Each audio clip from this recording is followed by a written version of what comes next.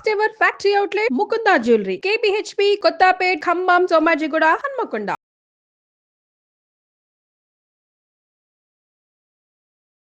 అమ్మ నమస్తే. నమస్తే అమ్మా. అమ్మ, దేవుడికి పూజ చేసుకునేటప్పుడు మనసుని ప్రశాంతంగా ఏకాగ్రతతో చేయాలంటారు కదా, అవునమ్మా. అది ఎలా ఉంచుకోవాలమ్మా? కొంచెం కష్టమేనమ్మా. కష్టమేనా? ఎందుకంటే దేవుడి దగ్గర కూర్చోంగానే ఏమనుకుంటాం, ఏ ఆలోచనలు రావద్దని నిర్ణయం చేసుకోవచ్చు. చాలా వరకు అన్నిటినీ పక్కకు పెడతాం, అప్పుడు ఖాళీగా ఉంటుంది కదా, అంచేత అన్నీ వస్తాయి. రావడానికి ఏమీ లేకుండా చేసుకున్నప్పుడు మనసులోకి ఆలోచనలు రావు. రావటానికి ఏమీ లేకుండా చూసుకోవాలి. ఎంత కష్టం, చాలా కష్టం.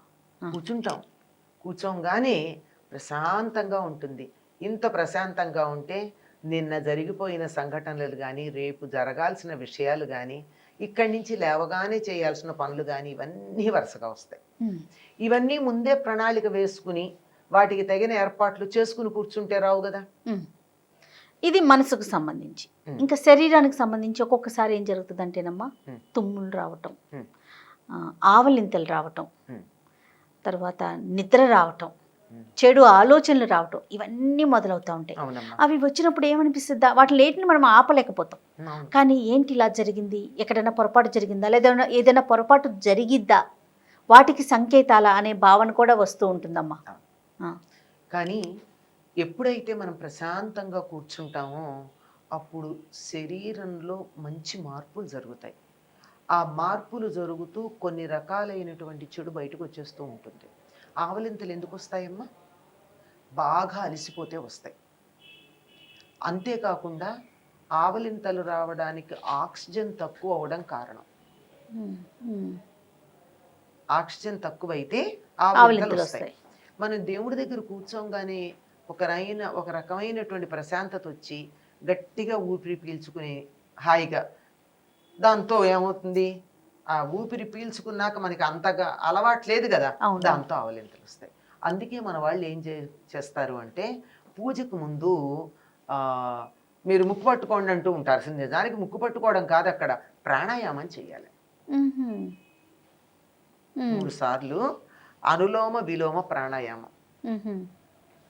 అది చేసేస్తే హాయిగా మెదడులో ఉన్నటువంటి అవతలికి వెళ్ళిపోయి మెదడుకు చురుకుతనం వచ్చేటప్పటికి ఇంకా నీకు ఆవలింతలు ఎక్కడొస్తాయి. ఎప్పుడైతే మనసు కొద్దిగా అలా అని జోగుతుందో అప్పుడు నిద్ర వచ్చే సంకేతాలు, దానికి సంకేతంగా ఆవలింతలు వస్తాయి. కనుక పూజ దగ్గర కూర్చున్నప్పుడు ఆవలింతలు రాకుండా ఉండాలి అంటే చక్కగా కూర్చుని, నిటారుగా కూర్చుని, వెన్నుపూస భూమికి 90 డిగ్రీల కోణంలో నిలబెట్టి, లంబకోణం అంటారు, ఆ లంబకోణంలో నిలబెట్టి 3 సార్లు దీర్ఘంగా గాలి పీల్చి వదలండి. అనులోమ విలోమ చేయలేకపోయినా పర్వాలా, ప్రశాంతంగా కూర్చుని ఎంత నెమ్మదిగా గాలి పీల్చగలిగితే అంత నెమ్మదిగా పీల్చగలిగినంతసేపు పీల్చి, ఆ నిలబెట్టడాలు అవి చేస్తే మనం ఈ రోజుల్లో పక్కన ఎవరైనా మార్గదర్శకులు లేకపోతే కష్టం. అందువల్ల అవేం చెయ్యొద్దు. ఎంత పీల్చగలిగితే అంత, ఊపిరితిత్తుల మీద బరువు రాకూడదు, నెమ్మదిగా వదలాలి. ఇక్కడ కష్టం, పీల్చడం తేలిగ్గా చేస్తాం కానీ వదలడం ఎక్కువ కుదరదు. దాంతో అలా గనక చేసినట్టయితే కనీసం 3 సార్లు ఆవలింతలు రావు. అంటే గుండెలకి కావలసినంత ఆక్సిజన్ వెళ్ళింది.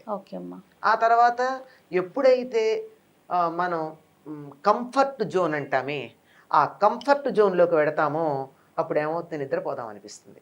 ఇట్లా కూర్చుంటే నిద్ర రాదు, కానీ ఇట్లా కూర్చుని ఇలా జారబడ్డాం అనుకోండి పడ కుర్చీలో, నిద్ర వస్తుంది. ఈ కంఫర్ట్ జోన్ అన్నది ఈ కూర్చున్న పొజిషన్తో పాటు మనస్సుకు కూడా సంబంధించింది. పనంతా అయిపోయాక అని అనిపిస్తుంది. ఈ హాయ్ అనిపించగానే ఆవలింతలు వస్తాయి, నిద్ర వస్తుంది. కనుక ఆ దేవుడి దగ్గర కూర్చున్నప్పుడు వెన్ యూ ఫీల్ దట్ సుఖం, హాయి అన్నది, అప్పుడే నిద్ర, కునుకు, తంద్ర అంటారు. కునుకు అంటే మేలుకునే ఉన్నా ఒక కునుకు, అట్లా ఇట్లా దీన్ని తంద్ర అంటారు. ఇది కూడా ఈ కునికి పాటలు పడ్డం, ఇది నిద్ర కాదు, మెలకువ కాదు. దీనివల్ల మేలుకున్న ప్రయోజనము లేదు, నిద్రపోయినటువంటి ఉపయోగము లేదు, అలాంటిది వస్తాయి. ఇవి రావడం అన్నది సహజంగా ఉంటుంది. అందుకే సాధన చేసే వాళ్ళకు వచ్చే శత్రువుల పేర్లు చెప్పేటప్పుడు ఇవన్నీ ఉన్నాయి. ఇవన్నీ అమ్మవారి మీదకి ఆ భండాసురుడు ప్రయోగించినటువంటి అస్త్రాల పేర్లు ఇవన్నీ. నిద్ర, తంద్ర, ఆవలింతకి ఏదో చెప్తాడు, ఆవలింత, ఇలాంటివన్నీ ఇవన్నీ వస్తున్నాయి అంటే మనం అవన్నీ కూడా మనని ఒక హాయిగా సుఖమయంగా ఉండే స్థితిలో ఉంచి పూజ మీద దృష్టి లేకుండా చేయడానికి. అందువల్ల వీటిని ఎదుర్కొనడానికి కావాల్సింది ఏమిటంటే మనస్సుని ప్రశాంతంగా అవేర్గా ఉంచాలి. ప్రశాంతత నిద్ర వచ్చేస్తోంది కనుక అవేర్. నిశ్శబ్దము, శ్మశాన నిశ్శబ్దము రెండిటికి తేడా ఉంది. అంటే శ్మశానంలోకి వెళ్తే సైలెంట్ ఉంటుంది, అక్కడ ఎంత భయం వేస్తుందమ్మా. అవును, ఆ సైలెన్స్ భయం వేయదు. కానీ మనం ఇంట్లో కాసేపు ప్రశాంతంగా ఉండే ఎంత హాయిగా ఉంటుంది, ఇంట్లో ఏ శబ్దాలు లేకుండా. కనుక ఆ శ్మశాన నిశ్శబ్దం కాదు, శూన్యంగా ఉన్నది కాదు, వైబ్రెంట్ నిశ్శబ్దం కావాలి. ఈ వైబ్రెన్సీ అవేర్నెస్ వల్ల వస్తుంది. అవేర్నెస్ అంటే నేను ఇది చేస్తున్నాను అని నా ఇంద్రియాలన్నీ దాని మీద దృష్టి పెట్టాలి. నా ఇంద్రియాలన్నీ అక్కడ ఫోకస్ చేసినప్పుడు నాకు నిద్ర ఎలా వస్తుందమ్మా. అవును, ఏదో ఒక విషయంలో కొంచెం నేను జోగితే అక్కడికి వచ్చేస్తుంది. అందువల్లే రెండు ప్రధానంగా చేయాల్సింది. ఒకటి ఇందాకే చెప్పాను, ప్రాణాయామం చేయడం. ప్రాణాయామంలో డీటెయిల్స్ తెలియకపోయినా గాలి పీల్చి వదలడం. ఇంకొకటి నిట్ట నిలువుగా కూర్చోవడం, ఎట్టి పరిస్థితుల్లో జారద్దు. ఇలా కూర్చున్నప్పుడు ఇటువంటి ఏవీరం ఇలా నిట్ట నిలువుగా వెన్నుపూస లంబకోణంలో ఉండేట్టుగా గనక ఉన్నట్టయితే నిద్ర గాని, తూగు గాని, కునుకు గాని, ఆవలింతలు గాని రావు. దగ్గంటారా, గాలి పీల్చుకునేటప్పుడు చిన్న తేడా ఏదన్నా ఉంటే క్లియరెన్స్ కోసం వచ్చేది. ఈ ప్రాణాయామం చేస్తే అది కూడా ఉండదు. కానీ చాలా మందికి ఎందుకు వస్తుందంటే అగరొత్తులు వెలిగించటం వల్ల. ఆ అగరొత్తుల్లో రసాయన సంబంధమైన ఉంటున్నాయి కదా, అందువల్ల పొగ పడక రావడం ఒకటి ఉంటుంది. తర్వాత వంటింట్లో పూజ గది పెట్టుకుంటే కూడా దగ్గు వచ్చే అవకాశం ఉంది.